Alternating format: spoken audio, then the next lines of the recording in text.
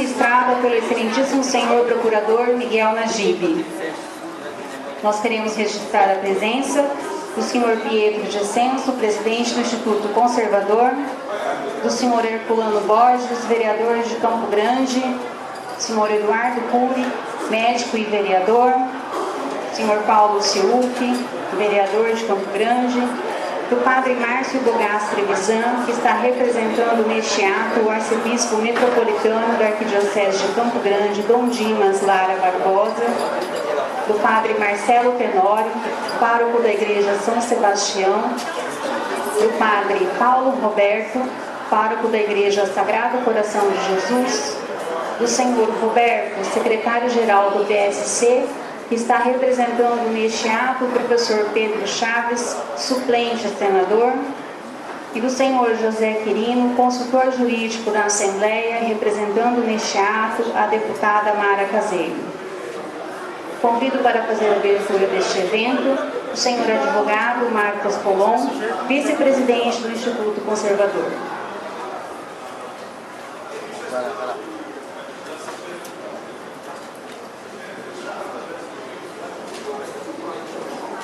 Boa noite a todos. É uma grata satisfação poder estar aqui com vocês e recebê-los para tratar do projeto Escola Sem Partido. O projeto Escola Sem Partido foi trazido aqui para Campo Grande, conhecimento dos nobres vereadores. Queria aproveitar para registrar a presença do Sérgio Arfucci, que tem uma atuação brilhante aqui em Campo Grande, no estado do Mato Grosso do Sul. Mas, voltando, o projeto Escola Sem Partido foi levado aos nobres vereadores pelo Instituto Conservador, onde foi debatido, apresentado e muito bem abraçado pelo Paulo Ciufi e os seus pares, e a gente é muito grato por isso, porque isso vai poder alertar sobre algo muito grave que acontece nas escolas, que é a doutrinação ideológica de gênero. O Instituto Conservador ele surgiu da ideia que, reiteradas vezes, quando nós organizávamos movimentos de protestos, nós ouvíamos na rua: e aí, vocês não vão fazer mais nada? É só isso? Vocês só vão protestar? E nós resolvemos partir para uma atuação prática em prol da defesa do pensamento conservador. Domingo, depois de uma missa de 5 da tarde na paróquia São Sebastião, nos reunimos 2 pessoas da paróquia e começamos a embrionar a ideia, que culminou no encontro com o Pietro, que veio a ser hoje o presidente. Depois de um ano de atuação, nós fizemos o registro. E, dentre vários projetos, nós abraçamos o Escola Sem Partido, muito bem pensado pelo Dr. Miguel Najib. O projeto ele rompe um paradigma de obscuridade e de ocultação da verdade, uma vez que ele não inova direitos, ele vem expor direitos que já existem. Então, é com grata satisfação que eu quero chamar para falar para vocês o Dr. Miguel Najib, que é referência no Brasil inteiro no que diz respeito ao combate à ideologização nas escolas.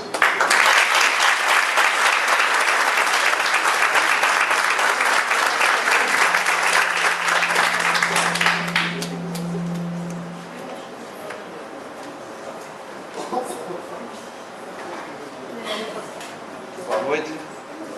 Eu não posso expressar a minha alegria, eu realmente estou emocionado de estar aqui hoje, de ver as pessoas vestirem a camisa de um movimento que começou pequenininho, como tudo começa, em 2004, e ver que ele está se espalhando hoje pelo Brasil. Nosso projeto de lei, repito insistentemente, ele não cria nenhuma obrigação que já não exista, ele não proíbe nada que já não seja proibido. Ele apenas informa os sujeitos da relação de aprendizado, professor e estudante, sobre os limites éticos e jurídicos da atividade docente. Esses limites pré-existem ao projeto. Esses limites decorrem da Constituição Federal e da Convenção Americana sobre Direitos Humanos, como a gente vai ver daqui a pouquinho.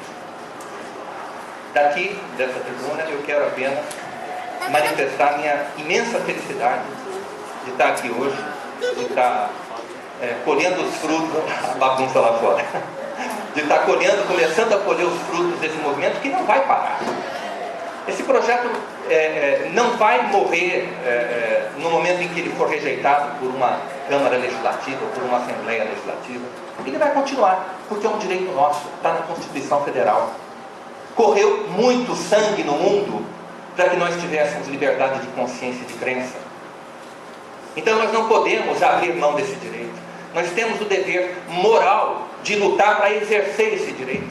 O direito à liberdade de consciência e de crença, o direito de educar os nossos filhos como nós achamos que é certo. Que ninguém venha dizer a mim, que eu sou pai, como é que eu devo educar os meus filhos. Eu é que sei. E a lei garante esse direito. Então, agradeço muito a presença de todos aqui. E eu começo apresentando, então não sei se tem mais alguma coisa, alguma fala prevista para antes da... Então eu vou começar então a apresentar, inicialmente, alguns fatos sobre a realidade daquilo que está acontecendo hoje no sistema educacional, em todo o país, em todas as escolas, públicas e privadas, leigas e confessionais. Não há escola que esteja imune à praga da doutrinação política e ideológica e do abuso da usurpação do direito dos pais sobre a educação dos seus filhos. Então eu vou mostrar algumas imagens, evidentemente é uma mera amostragem, mas vocês podem apostar que dentro do segredo das 4 paredes da sala de aula, do segredo da sala de aula, tem coisa pior acontecendo.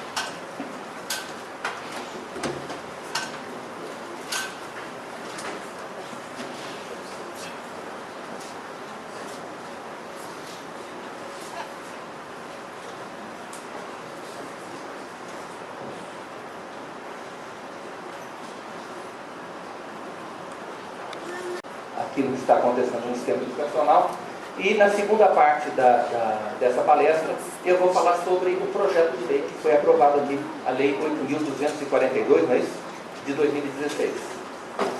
Será um comentário breve sobre esta lei.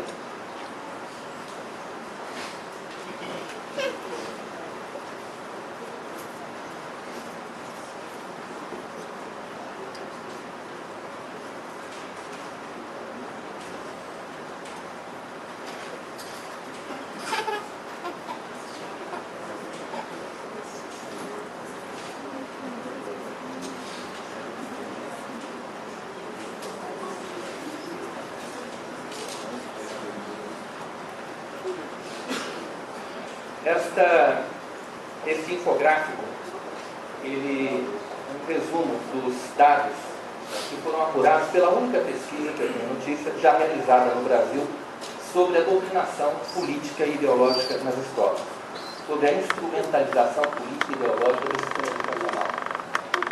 Ele apurou, por exemplo, um dado realmente importante, que vocês vejam aqui, 80%, 30 mais 50, 80% dos professores reconhecem que o seu discurso em sala de aula é politicamente engajado.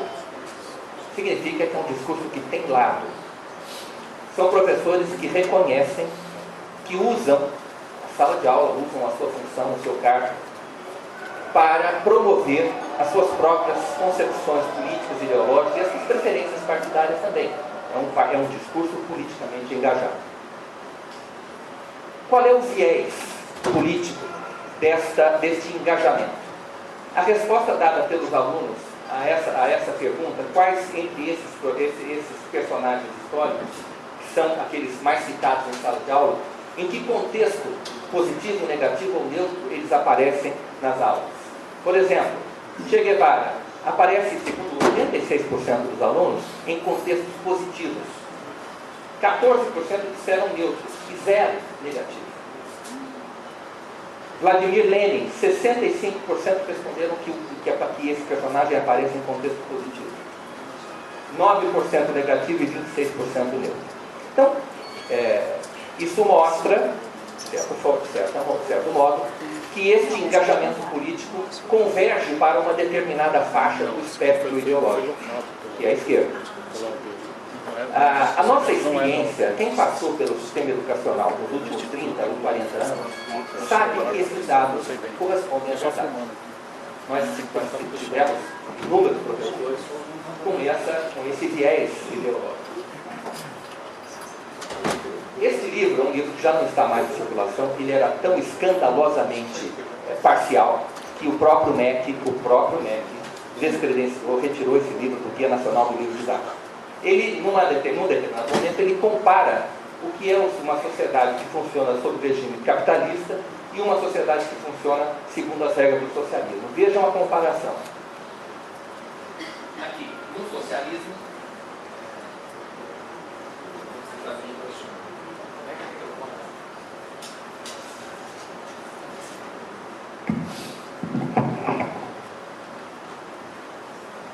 do lado esquerdo nós temos aqui, no socialismo, os operários trabalham para o dono da fábrica. No capital, está todo mundo triste, cabisbaixo, isso no capitalismo. No socialismo, a fábrica pertence a toda a sociedade. Está um pouco ruim aqui. E todo mundo alegre, está vendo, sorrindo. Tem até alguém aqui comendo uma maçã, que eu não sei quem plantou. Né? Essa é a questão que a gente precisava saber quem plantou. E aqui assistindo um vídeo também num computador moderno, não sei quem fabricou esse vídeo, porque está todo mundo conversando aqui na linha de produção. Ela está lendo um livro, etc. Então, essa é a comparação, que está difícil inclusive de eu ler isso daqui, eu vou passar, mas este é o tom que se dá nas escolas. Esse é um livro de história. É uma comparação mentirosa, os alunos são enganados. Eles comparam a realidade com o sonho, a realidade com a utopia. Isso aí, a utopia socialista. Então é como comparar abacaxi com batata. Você não pode, obviamente que isso é desonesto fazer isso com os alunos. Bem, aqui isso é uma prova de uma universidade estadual de Santa Catarina, que retrata o que é o latifúndio, que está com a justiça do seu lado, o Ministério Público, imagina o Ministério Público do lado do latifúndio, aqui a Brigada Militar e aqui do outro lado o MST com uma mera enxada na mão. Esta é a imagem que os alunos, os estudantes brasileiros recebem dentro das salas de aula. Aqui um professor, uma postagem recente do Facebook, que mostra qual é a mentalidade de muitos professores. Veja o que diz esse cidadão. Ele diz assim: temos um trabalho que deve começar bem antes do ensino superior, pelo menos no ensino médio. Tenho alunos de 14 anos que se dizem de direita, outros que se declaram fãs de Bolsonaro, outros que simplesmente atacam o governo Dilma porque é o atual. Existe um grande desserviço feito por educadores, pais, igrejas e principalmente mídias, que contribuem muito para essa alienação e até imbecilização da juventude. E vejo com mais tristeza ainda que professores que têm essa clareza se acomodam ou se acovardam e não enfrentam esse avanço fascista na sala de aula.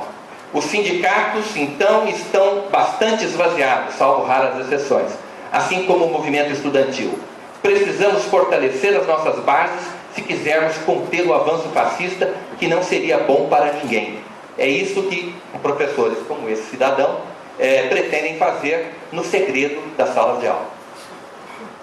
Aqui aparece o deputado Jair Bolsonaro, isso numa prova no colégio do Rio de Janeiro, usando a camiseta do partido fascista, do partido nazista.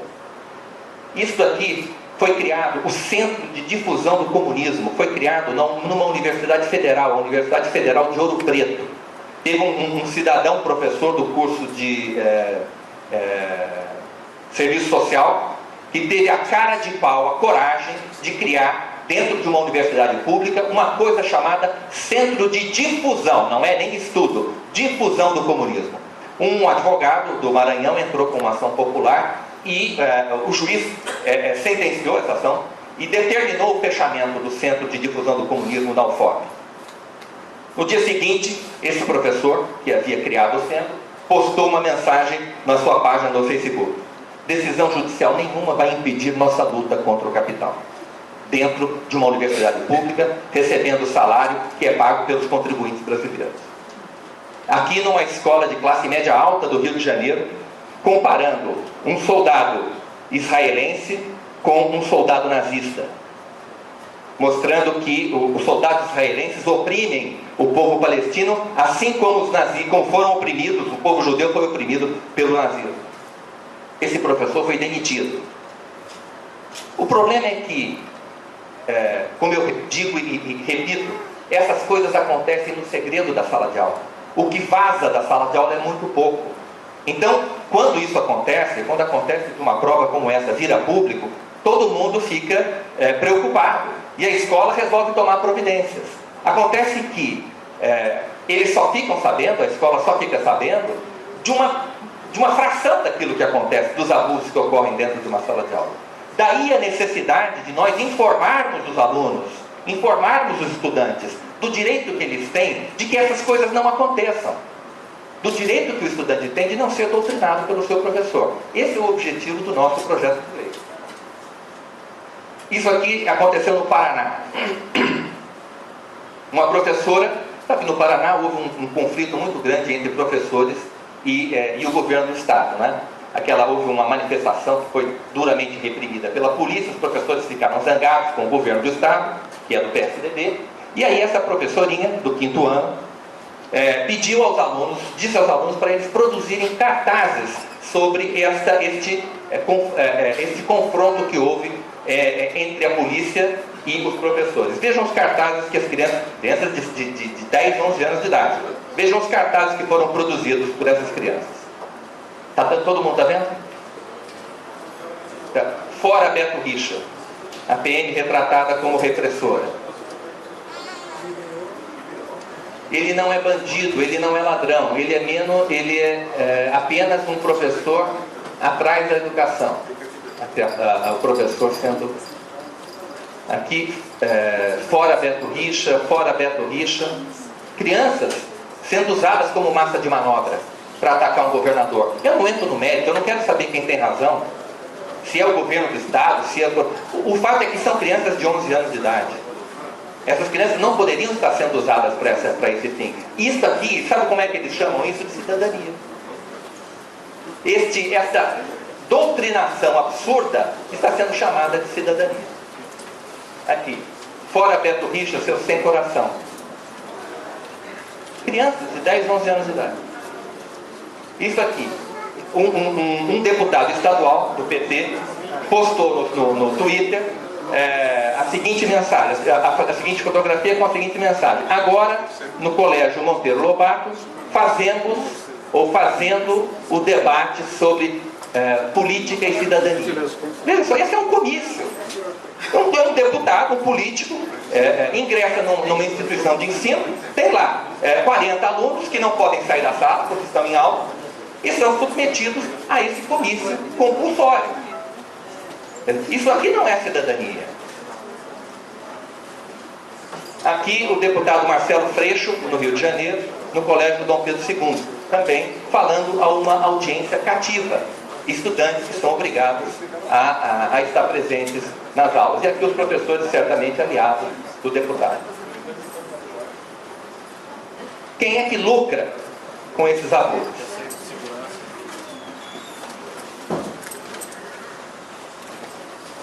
Esse menino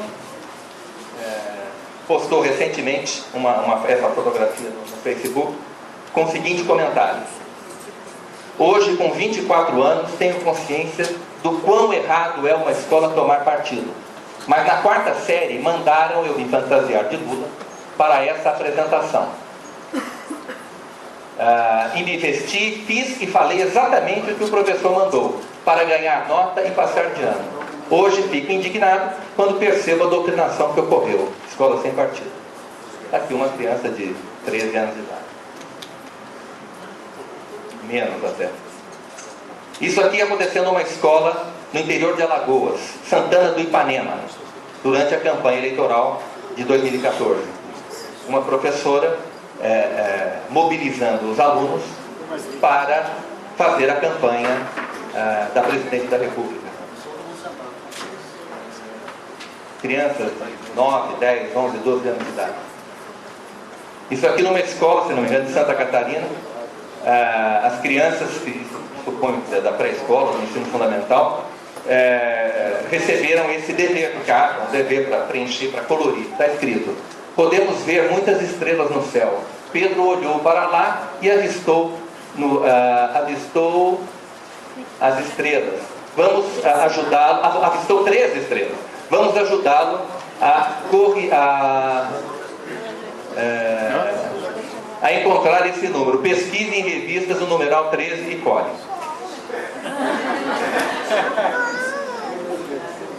Isso aqui numa escola estadual em São Paulo. Um professor foi dar aula com a camiseta do seu partido e distribuiu na sala de aula o jornalzinho do seu partido. Bem, isso é importante que os políticos percebam isso. A doutrinação política e ideológica em sala de aula ameaça o próprio regime democrático, na medida em que ela instrumentaliza o sistema de ensino com o objetivo de desequilibrar o jogo político em favor de um dos competidores. Vejam só, a instrumentalização do sistema de ensino compromete a democracia, ameaça a democracia, porque ela desequilibra o jogo em favor de um partido, em favor de um concorrente. E qual é o concorrente que está sendo favorecido por esse trabalho? Evidentemente são os partidos de esquerda, mas pouco importa. Na década de 30, era o partido nazista que se beneficiava disso na Alemanha. O partido nazista instrumentalizou a máquina do Estado para os seus próprios interesses. Isso é apenas história. Basta estudar, que vocês verão. Vejam os livros didáticos que eram usados na década de 30, que demonizavam os judeus, por exemplo, na Alemanha. O Estado inteiro foi colocado a serviço de um partido na Alemanha do tempo de Adolf Hitler. Mais um beneficiário da doutrinação política e ideológica em sala de aula. Isso foi publicado no site do INST. Está escrito aqui, em sua terceira edição, Jornada Universitária defende a reforma agrária e rememora o massacre de Carajás. Em sua terceira edição, a Universidade Federal da Bahia pretende ampliar o debate junto ao corpo estudantil sobre os elementos que historicamente apontam a reforma agrária como projeto de vida para o campo brasileiro. É claro que a reforma agrária tem que ser debatida, com isenção, com objetividade, com estatística, com dados verdadeiros, com debate, não com isso daqui, não com propaganda. E é isso que vem acontecendo desde o ensino fundamental. Isso aqui aconteceu, é um outro beneficiário da doutrinação, do aparelhamento político e ideológico da sala de aula. O CEPERS é um sindicato de professores do Rio Grande do Sul. A presidência do sindicato, a direção do sindicato do Rio Grande do Sul, publicou no Facebook uma convocação, avisando a sociedade que as aulas do dia 17 de agosto, ou melhor, até o dia 17 de agosto, o período de aula deverá ser reduzido e os alunos deverão permanecer na escola, audiência cativa, portanto. Os alunos deverão permanecer na escola para, junto da comunidade, receber informações sobre os reais motivos que levaram os educadores a se mobilizar. Os reais motivos. Ou seja, o sindicato, por meio dos seus representantes, vai dizer aos alunos, audiência cativa, quais eram os principais, quais eram os motivos que levaram os professores a se mobilizar. Isso aqui não é uma violação à liberdade de consciência e de crença dos alunos? Eu acho que isso é evidente. Estão manipulando crianças, jovens e adolescentes para servir aos próprios interesses, no caso, interesses corporativos. Está aqui. Uma postagem também de Facebook, o sindicato de professores do Rio Grande do Sul, comunicando o seguinte, que esteve que numa determinada cidade gaúcha, estava realizando uma caravana do sindicato, que está apenas iniciando uma importante etapa na tarefa de mobilizarmos toda a categoria, em especial os alunos, que estiveram presentes e ajudaram na confecção de cartazes. Os alunos sendo usados como massa de manobra do sindicato de professores. Está aqui, os alunos fazendo cartazes, defendendo a campanha salarial de professores e servidores públicos. O que aluno tem a ver com isso? Tudo. Vejam só, jovens sendo constrangidos a participar desse tipo de iniciativa.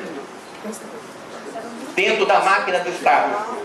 Isso acontece dentro da máquina do Estado. Esse menino, por exemplo, esse cartaz faz parte daquela série de cartazes do Paraná, daquela professora da quinta série. Aqui embaixo está escrito o seguinte, professores contra a rixa.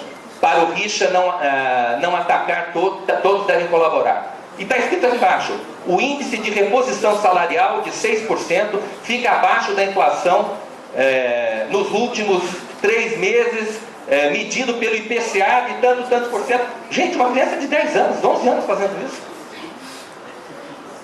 Será que não é uma covardia? Isso aqui não é uma covardia? Um professor usar a sua autoridade, a cátedra escolar, para fazer a cabeça de criança de 10 anos de idade? Colocar um discurso desse na boca de uma criança de 11 anos? Isso é imoral, isso é covarde. Agora eu vou citar Paulo Freire, porque isso não veio, esse tipo de orientação não nasceu do nada. Isso tem uma história. Paulo Freire disse no livro Pedagogia da Autonomia: se há algo que os educandos brasileiros precisam saber, desde a mais tenra idade, é que a luta em favor do respeito aos educadores e à educação inclui que a briga por salários menos imorais é um dever irrecusável e não só um direito deles, dos professores. A luta dos professores em defesa de seus direitos e de sua dignidade deve ser entendida como um momento importante de sua prática docente. Ou seja, a campanha salarial tem que entrar na sala de aula. E as crianças, desde a mais tenra idade, devem ser instruídas a apoiar os interesses, a defender os interesses dos professores. É Paulo Freire quem diz isso. Viva Paulo Freire! E mais, não é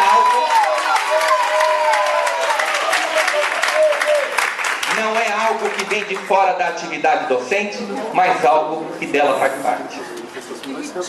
Eu não sei se quem foi aplaudido aqui. Agora vamos lá. Bem, é uma questão de gosto. Tem gente que acha isso bonito. Ataque a inocência. Bom, agora nós falamos de política e ideologia. Isso, professor brasileiro. Respeito. Silêncio, por favor. Se não, sai daqui. Você que não eu peço. Respeito. Não é lugar. Respeito. Aqui uma palavra. Já ouviram falar da palavra? Se alguém quer debater, dá um nome. Se alguém tiver coragem, vai lá e debater. E olha só, no final eu estou aberto. A senhora vai falar já. Eu terminando de falar, daria a palavra e responderia a todas as perguntas que forem feitas, ok? Bem, ataque à inocência. Bom, eu até agora falei de doutrinação política e ideológica. Agora vamos falar do ataque à inocência. Aqui. Esse questionário foi entregue a crianças de 11 anos de idade, 10 anos de idade, numa cidade de Minas Gerais, em Contagem, que é região metropolitana de Belo Horizonte. As crianças levaram para casa um dever de casa que tinha as seguintes perguntas. Crianças de 10 anos de idade.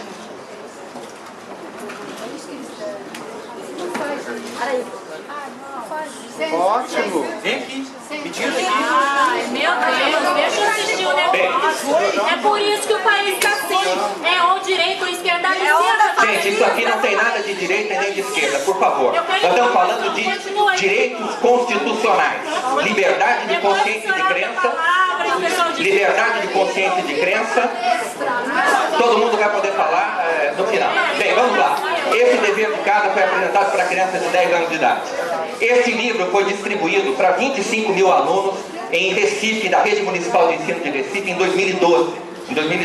Mamãe, Como Eu Nasci, o autor, Marcos Ribeiro. Está aqui, algumas imagens, eu vou ler o que está escrito nessas páginas. Você vê um menino aqui, numa banheira, se masturbando. Aqui a menina olhando no espelho, a sua vagina. Vamos lá. Texto do livro. Olha, ele fica duro. Certo, isso acontece de vez em quando. O pênis do papai fica duro também? Algumas vezes, e o papai acha muito gostoso. Os homens gostam quando seu pênis fica duro. Aí os espermatozoides se misturam com um líquido que se chama sêmen. Esse líquido, que é grosso e pegajoso, sai da ponta do pênis do homem. É uma sensação muito boa. Crianças de 7 a 10 anos de idade.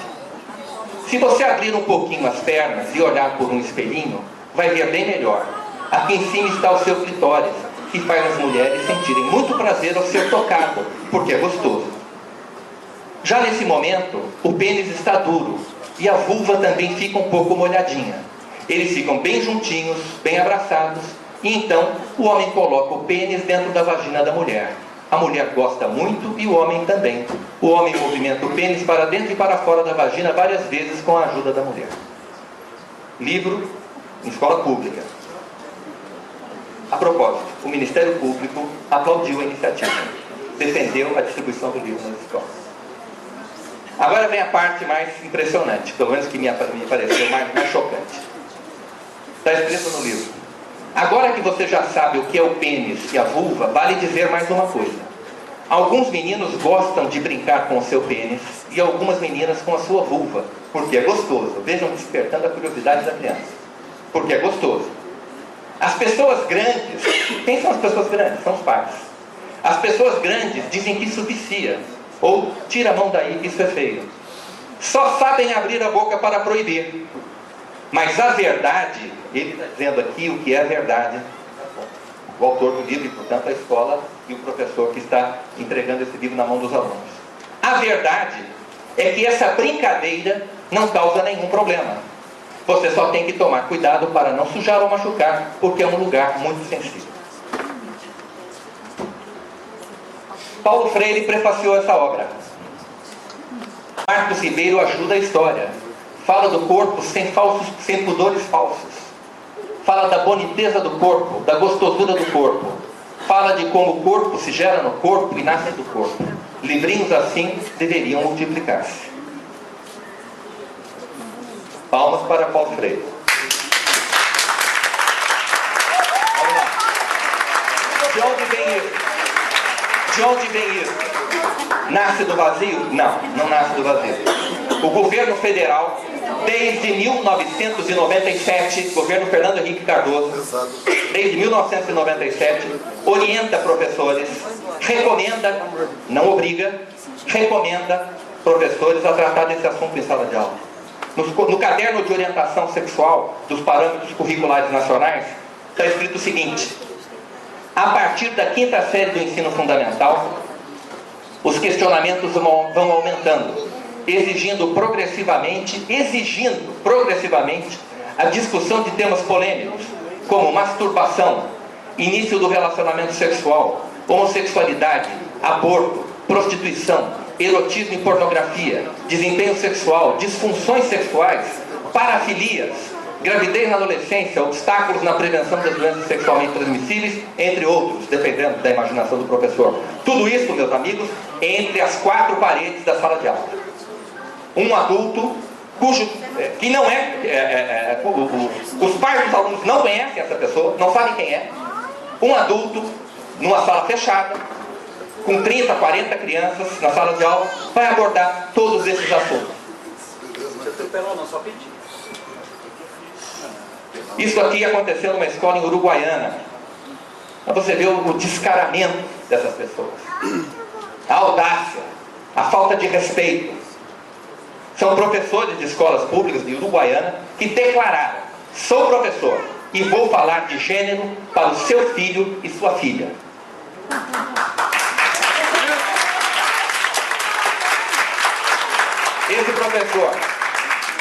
Esse professor do Piauí, esse que não sabe nem escrever, coitado. Vou falar da questão de gênero em sala de aula, sim. Vou falar sim, é porque a Câmara Municipal de Teresina proibiu que os professores tocassem nesses assuntos. Vou falar sim. Vou fazer o debate com crianças de 10, 11 anos de idade. Ele quer fazer debate. Esclarecer dúvidas quando estas houverem. Olha o português do cidadão. E vou me posicionar a respeito, sim. Mas se posicionar a respeito, por que ele tem essa necessidade? Por que ele quer se afirmar na frente de crianças? Que insegurança é essa? Por que ele não vai discutir com adultos? Num botequim? Num grupo de estudo? Por que ele tem essa necessidade de invadir uma esfera que não é dele, que é dos pais dos alunos, está reservada aos pais das crianças? Bem, como professor em sala qual prefeitura vai me proibir disso como professor em sala de aula? Vão me amordaçar? Me prender? Me demitir? Tudo isso pode acontecer. Ele pode ser processado, inclusive criminalmente. Ele pode ser processado por danos morais. Ele pode perder a casa dele, pode perder o cargo dele. Um professor tem 300 alunos. Se 20 pais desses alunos decidirem processar esse professor por danos morais, esse cara vai perder muita coisa, ele tem muita coisa a perder.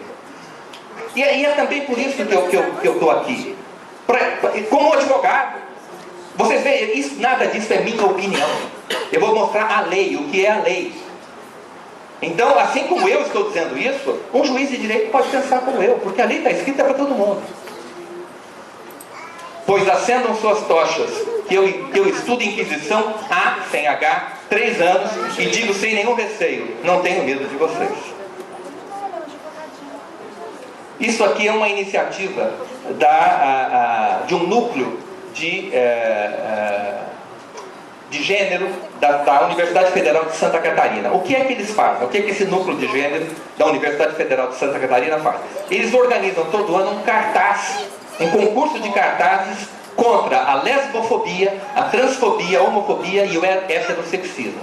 Esse concurso se realiza em escolas públicas da rede da Grande Florianópolis.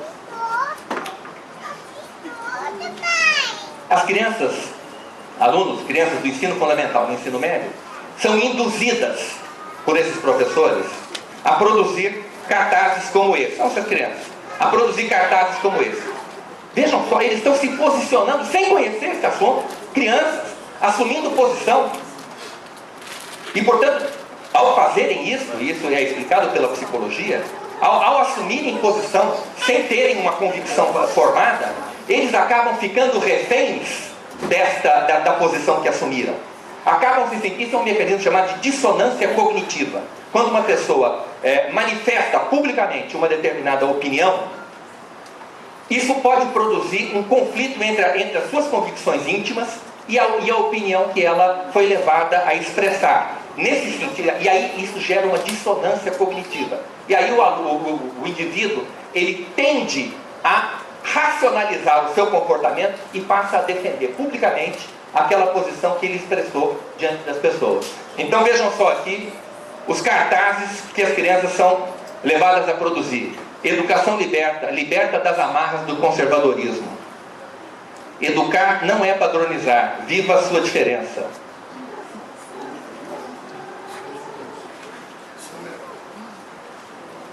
Bem, agora vamos falar aqui da lei que foi aprovada pela Câmara Municipal. Determina, a Lei 8.242 de 2016, determina a fixação de cartazes nas salas de aula das instituições de educação básica pertencentes ao Sistema Municipal de Ensino e dá outras providências. O que é o Sistema Municipal de Ensino? Muita gente não sabe.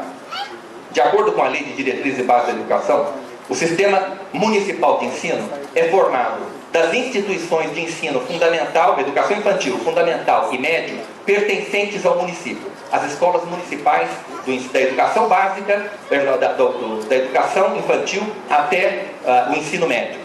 As escolas que pertencem ao município e também as escolas particulares de educação infantil. São essas instituições de ensino, as particulares de educação infantil e as escolas municipais que serão afetadas pela lei aprovada pela Câmara.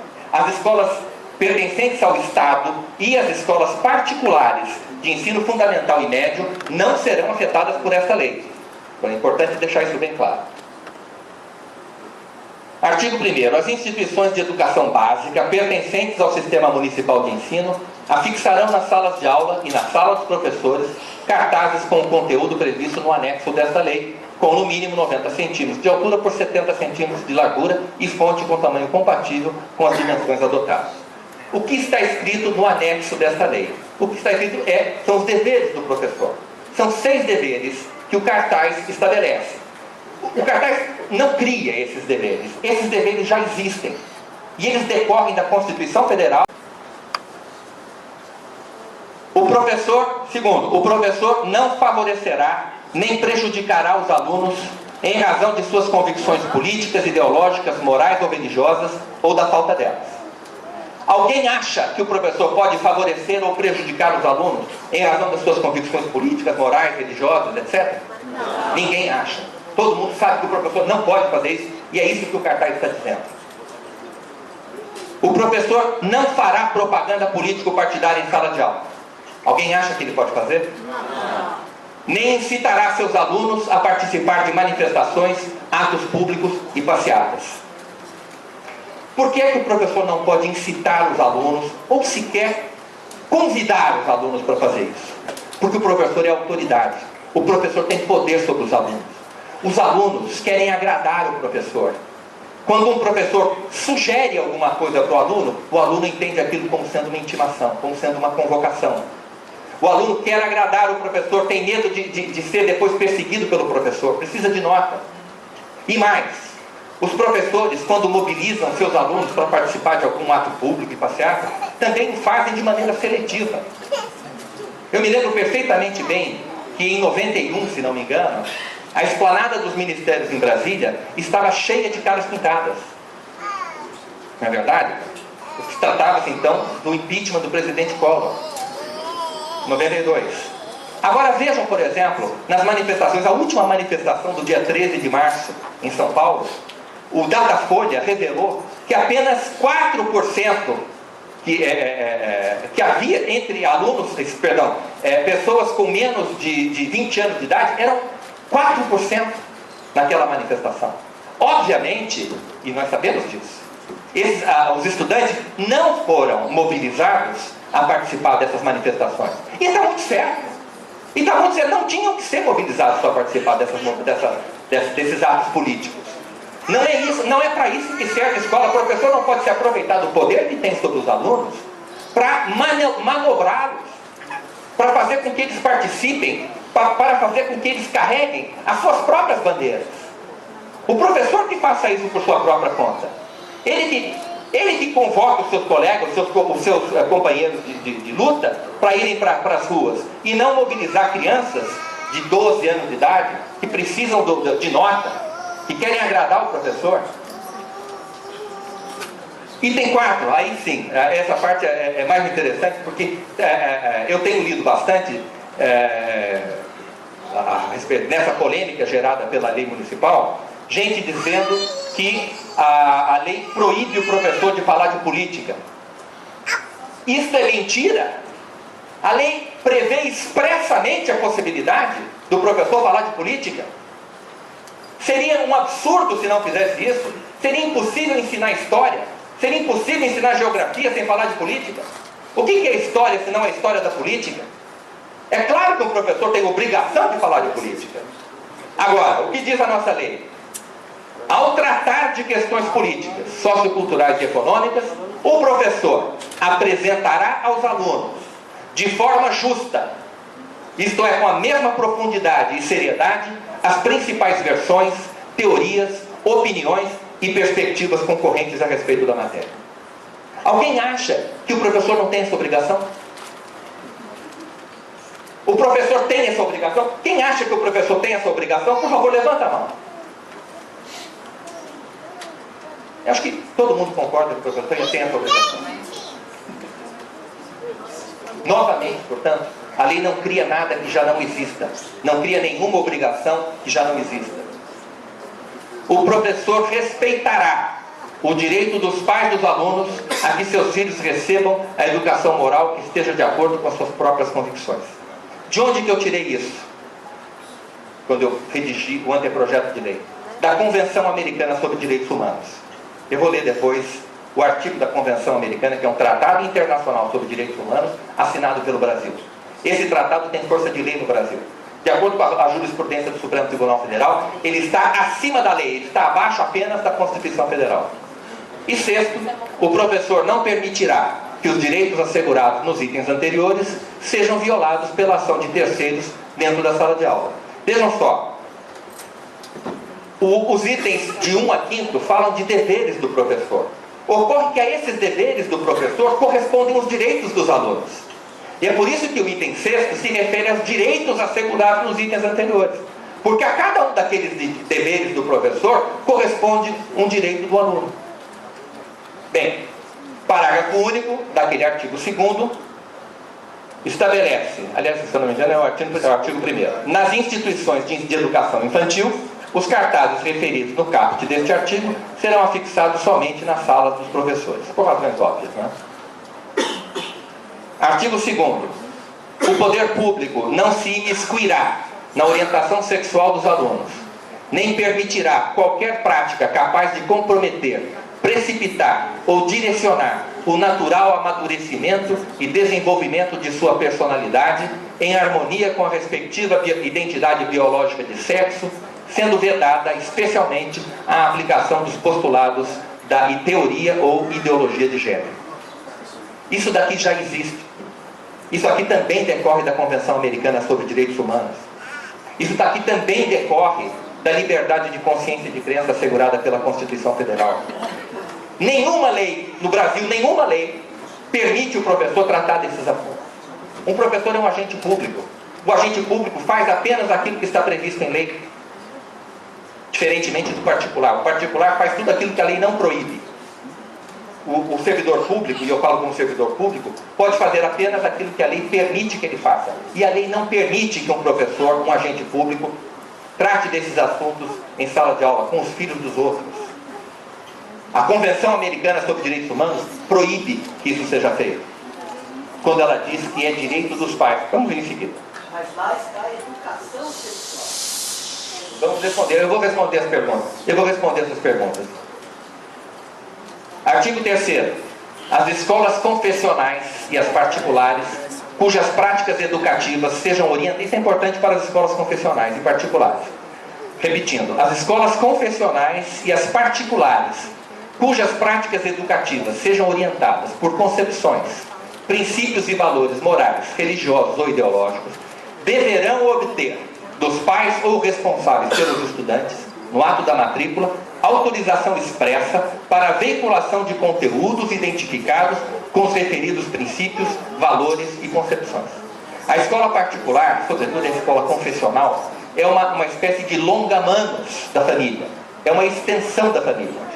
Elas existem justamente para isso, para prestar esse serviço para as famílias. E as famílias escolhem livremente essas escolas. A escolha é livre. E, portanto, existe absoluta liberdade de contratar nessa matéria. A escola pode estabelecer as suas condições e os pais, se aceitarem, matriculam os seus filhos nas escolas. Se não quiserem, procuram uma escola pública. Ou então uma escola particular que corresponda, cujos valores correspondam àqueles que a escola, que ele acha que devem ser transmitidos aos seus filhos.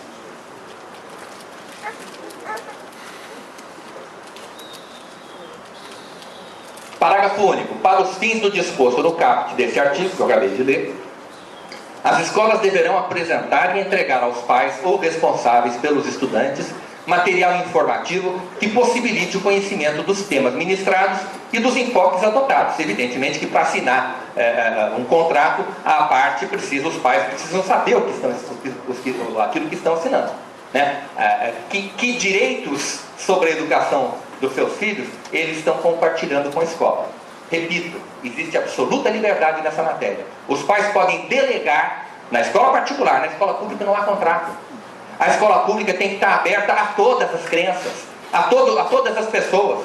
A escola pública tem que atender o filho do católico, o filho do evangélico, o filho do ateu, o filho do homossexual. A escola pública é pública, então ela não pode contratar e não pode veicular valores que possam ofender a sensibilidade moral ou princípios morais de uma determinada parcela da sua clientela. Então há uma grande diferença entre a escola particular e a escola pública. A escola pública é pública e tem que atender a todos de maneira isonômica, sem fazer nenhuma discriminação. Artigo 4º. As reclamações relacionadas ao descumprimento desta lei serão dirigidas sob garantia de anonimato, evidentemente, para que o aluno não sofra retaliação, à Secretaria de Educação e encaminhadas, sob pena de responsabilidade, ao órgão do Ministério Público incumbido da defesa dos interesses da criança e do adolescente.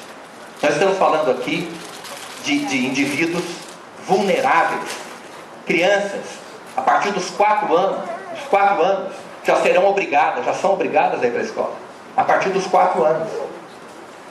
Então são crianças, e a lei protege de maneira integral as crianças e os adolescentes. Basta ler o Estatuto da Criança e do Adolescente para verificar isso. E cabe ao Ministério Público zelar pela defesa dos direitos e pelos interesses das crianças e dos adolescentes. Vejam só, aquele caso de Recife. A promotora achou aquilo muito natural, apesar de daquele conteúdo que foi veiculado. Achou que as escolas tinham mesmo que veicular aquele conteúdo para os filhos dos outros, né? Essa lei entra em vigor no prazo de 60 dias a partir da data de sua publicação. Bem, repito, essa lei não cria nenhuma obrigação, não cria, sobretudo para os professores, nenhuma obrigação que já não exista. Essa lei não proíbe nada que já não seja proibido pela Constituição Federal e pela Convenção Americana de Direitos Humanos. A Convenção Americana de Direitos Humanos, perdão, eu vou ler em seguida. Então, o que a lei faz? A lei faz uma coisa muito simples. Ela informa os estudantes de que eles têm esses direitos. Informa os professores de que eles têm esses deveres. Muitos professores, eu diria que a imensa maioria, não sabe que tem esses deveres. E por que não sabe? Uma das razões pelas quais os professores ignoram o conteúdo da Constituição Federal e esses deveres é que nos cursos de formação de professores não existe uma disciplina obrigatória de ética do magistério. Essa é uma realidade. Não existe, em curso de direito tem lá, o advogado que sai ele obriga, tem uma cadeira de ética profissional. Os cursos de formação de professores não possuem uma cadeira, uma disciplina obrigatória de ética do magistério. Pior, não existe no Brasil sequer um código de ética do magistério. Então este é um assunto a respeito do qual muito pouco se reflete. Existe muito pouca reflexão sobre os limites éticos e jurídicos da atividade docente. E como toda atividade profissional, a atividade docente está sujeita a limites. Ou não está? Ou um professor em sala de aula pode fazer o que bem entende? É claro que não. Esses limites existem e estão na lei. Vamos ver agora de onde vêm esses limites. Vamos lá. A Constituição Federal contém em diversos dispositivos uma coisa chamada princípio constitucional da neutralidade política, ideológica e religiosa do Estado. O Estado deve ser neutro em relação a escolhas políticas, ideológicas e religiosas. A máquina do Estado não pode ser usada para beneficiar ou prejudicar um determinado partido, uma determinada igreja, uma determinada corrente de pensamento. A máquina do Estado tem que ser neutra. E o sistema educacional faz parte da máquina do Estado. Ela tem que agir com neutralidade. Eu, especificamente, acho que vale a pena a gente falar um pouco mais sobre o princípio da laicidade do Estado. Porque quando normalmente os defensores da ideologia de gênero, de que esse assunto seja veiculado nas escolas, invocam em sua defesa o princípio da laicidade do Estado, que é um princípio constitucional. O princípio da laicidade implica que o Estado deva ser neutro em relação a todas as religiões. Deve ter uma posição de neutralidade em relação a todas as posições, todas as religiões. Não pode perseguir nem favorecer. Bom, as religiões não se constituem apenas de ritos e dogmas. As religiões possuem também a sua moralidade. A religião cristã, católica, evangélica, ela se baseia no decálogo, nos 10 mandamentos. Ou seja, é um conjunto de preceitos morais. Bem, se o Estado deve ser neutro em relação a todas as religiões, o Estado não pode usar a sua máquina para promover uma moralidade, entre aspas, que seja hostil à moralidade de uma determinada religião.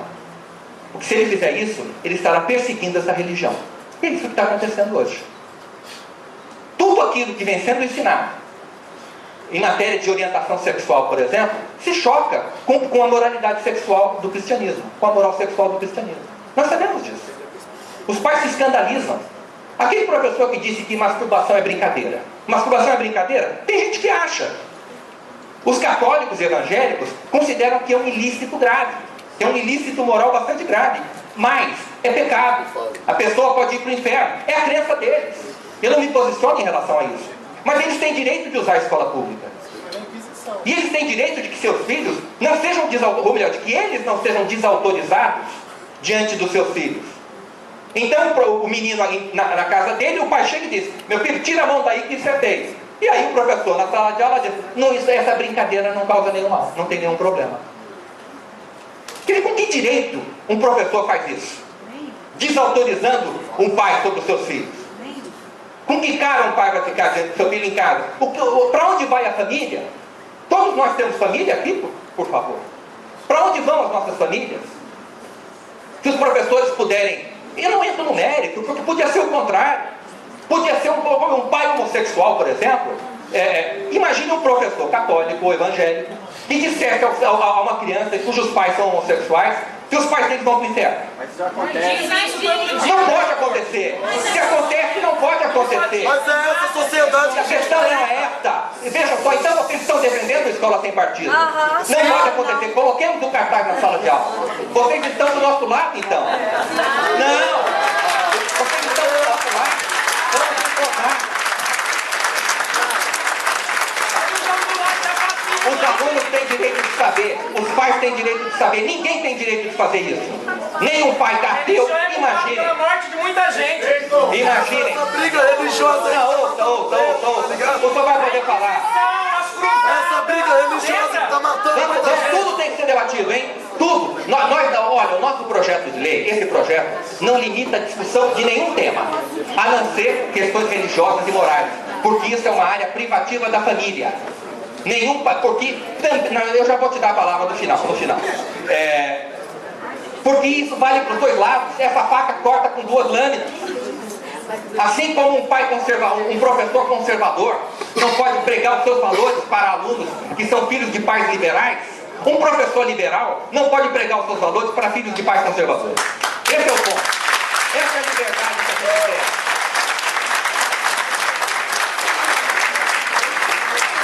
O foco do projeto é que essa versão fique a critério dos pais e o professor mostre as duas.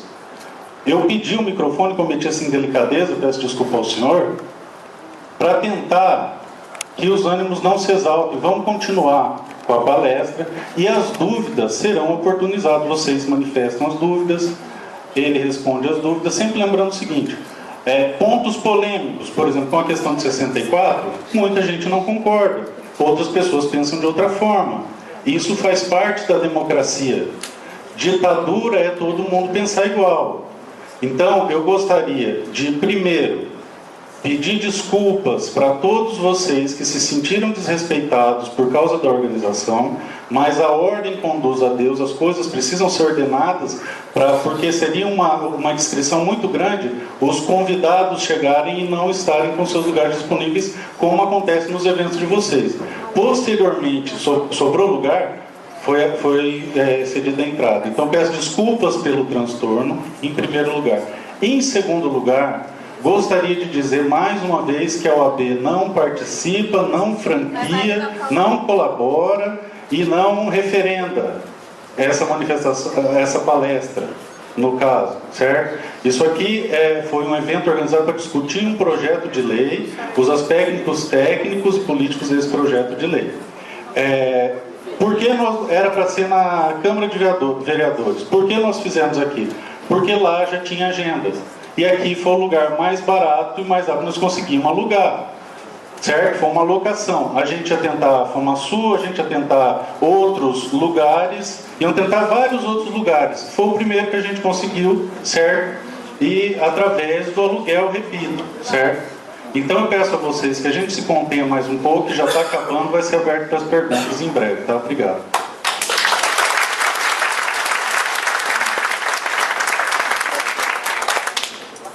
Então, não é verdade, como eu dizia, que a lei proíba discutir qualquer matéria de natureza política. Isso é mentira, isso é falso. Social ou econômico, também proibindo incentivar manifestações ou participação nelas. A gente está falando aqui, eu expliquei a razão pela qual a lei estabelece que não cabe ao professor incitar os alunos a participar de manifestações, atos públicos e passeatas, justamente por isso. Porque ele exerce, existe uma relação de poder entre professor e estudante. E a relação de poder, nessa relação, o professor detém praticamente todos os instrumentos para manipular os seus alunos. Ele precisa que ele respeite os seus alunos. Inclusive, esse direito que o estudante tem, essa fragilidade, essa vulnerabilidade do estudante. Também não debater sobre gênero ou sexualidade. Aí sim. Aí o quê? Bem, aí sim é verdade, a lei proíbe, está escrito na lei. Censura, é censura? Isso é censura? Eu acabei de mostrar a vocês quais eram os limites éticos e jurídicos da atividade docente. Agora eu devo dizer uma coisa, se liberdade de ensinar é igual à liberdade de expressão, essa lei é inconstitucional. Eu já adianto. Toda a constitucionalidade da lei, a validade da lei, depende dessa distinção entre liberdade de ensinar e liberdade de expressão. Liberdade de expressão é dizer qualquer coisa sobre qualquer assunto. Se um professor desfrutasse dessa liberdade em sala de aula, ele sequer seria obrigado a transmitir aos alunos o conteúdo da sua disciplina. Um professor de química poderia passar a aula inteira falando de futebol, cinema, novela, o que ele quisesse. E ninguém poderia cobrar outra coisa dele. Porque isso é liberdade de expressão. E é óbvio, é por isso que a Constituição não dá aos professores liberdade de expressão. Porque do contrário não haveria ensino. Liberdade de expressão é dizer qualquer coisa sobre qualquer assunto. É óbvio que um professor não pode ter liberdade de expressão. E a Constituição deixa isso muito claro no artigo 206, dizendo que o professor tem liberdade de ensinar. Se o professor tivesse liberdade de expressão em sala de aula, não existiria liberdade de aprender, não existiria liberdade de consciência e de crença, porque o aluno é uma audiência cativa em sala de aula. Ele seria obrigado a escutar tudo que o professor está falando. Então, o filho de um católico, o filho de um evangélico, poderia acabar abandonando a sua fé em razão de um professor marxista, por exemplo, que fosse ateu. O professor poderia usar a sua aula para promover o ateísmo. Isso é liberdade de expressão. Não é verdade? Por que a lei... Vejam só, a lei proíbe o professor de fazer propaganda política e ideológica em sala de aula. Política e partidária. Olha lá, um dos deveres do professor é o professor não fará propaganda política e partidária em sala de aula. Se ele tivesse liberdade de expressão, ele poderia fazer. E a lei seria inconstitucional. O professor poderia, porque todo mundo concordou aqui que o professor não pode fazer propaganda política partidária em sala de aula. Por quê? Todo mundo sabe intuitivamente que o professor não tem liberdade de expressão. Ele tem liberdade de ensinar. Ele é um funcionário público. Ele não pode usar o seu cargo para falar mal do político, para falar mal do vereador, para falar mal do prefeito. Como fez aquela professora do Paraná, que usou os seus alunos para atacar o governador. Isso é inconstitucional. O professor está violando a liberdade de consciência e de crença dos seus alunos. Agora eu queria o seguinte, eu sei que tem muita gente insatisfeita. Quando eu cheguei aqui eu vi a insatisfação de muitas pessoas em relação a esse projeto de lei, que é um projeto de lei que foi apresentado pelo vereador Paulo e do vereador Cury. E eu gostaria de dar uma sugestão a essas pessoas. Que procurem, eu sei que também houve aqui dois vereadores que ficaram contra o projeto. Não me lembro o nome deles agora. Então, a minha sugestão é a seguinte: proponham a esses vereadores que apresentem um projeto de lei chamado Escola com Partido. Então apresentem, façam. Vocês não querem uma escola sem partido? Então como é que seria? Eu acho que vocês deveriam fazer isso. Procurem esses vereadores, procurem os vereadores e proponham esse projeto de lei. Gente, é uma questão de coerência. É uma questão de coerência, por favor. Vamos lá. Artigo 1º. Está aqui a minuta do projeto, já está pronto. Artigo 1º. Fica criado no âmbito do sistema de ensino de Campo Grande o programa Escola com Partido, atendidos os seguintes princípios. 1. Aparelhamento político partidário do sistema de ensino. 2. Não, estou sendo coerente. 2. Direito do professor de fazer a cabeça dos alunos. Quem não quiser ouvir, saia. É liberdade de expressão aqui. Quem quiser ouvir, saia. Ninguém é obrigado a me escutar. Okay?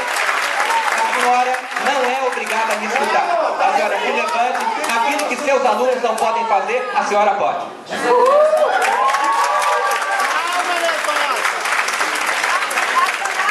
No exercício exercício de suas funções, o professor poderá abusar da inexperiência, da imaturidade e da falta de conhecimento dos alunos, com o objetivo de cooptá-los para esta ou aquela corrente política, ideológica ou partidária. 2. Poderá favorecer ou prejudicar os alunos em razão de suas convicções políticas, ideológicas, morais ou religiosas. O nosso projeto diz o contrário disso, diz que não pode. Se vocês estão contra esse projeto, então que defendam que o professor tem direito de fazer isso, de favorecer ou prejudicar os alunos. O nosso projeto diz que não pode. Quem discorda do nosso projeto tem que ser coerente. Então proponha uma lei com esse conteúdo. 3. O professor poderá fazer propaganda político-partidária em sala de aula e usar seus alunos como massa de manobra dos seus próprios interesses. Ninguém é obrigado a me escutar, hein? Repito, ninguém é obrigado a me escutar. Levantem-se e saiam os que não quiserem ouvir.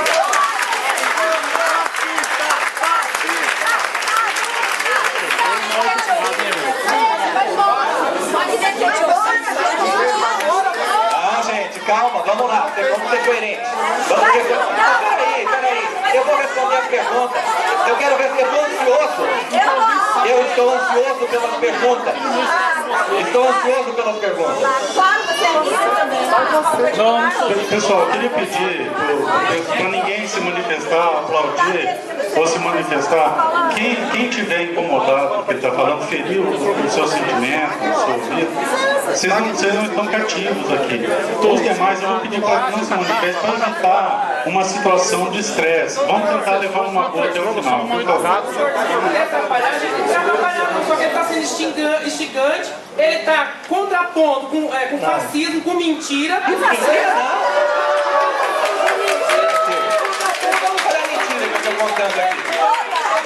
Não é mentira nenhuma, estou dizendo que quem não está satisfeito, olha, esses deveres ao contrário, por favor, gente, olha aqui, é sério, isso é sério. Esses deveres do projeto Escola com Partido são o avesso do projeto que foi apresentado e aprovado pela Câmara Municipal. Então quem é contra o projeto Escola Sem Partido, coerentemente deveria defender esse projeto aqui. O que vocês querem então, afinal? Já sei. Vocês não querem, o que vocês não querem é que os estudantes fiquem sabendo do direito que eles têm.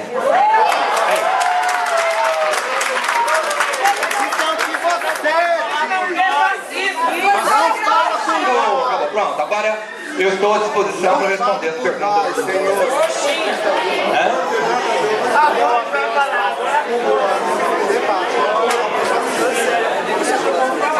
Ninguém falou pra gente que era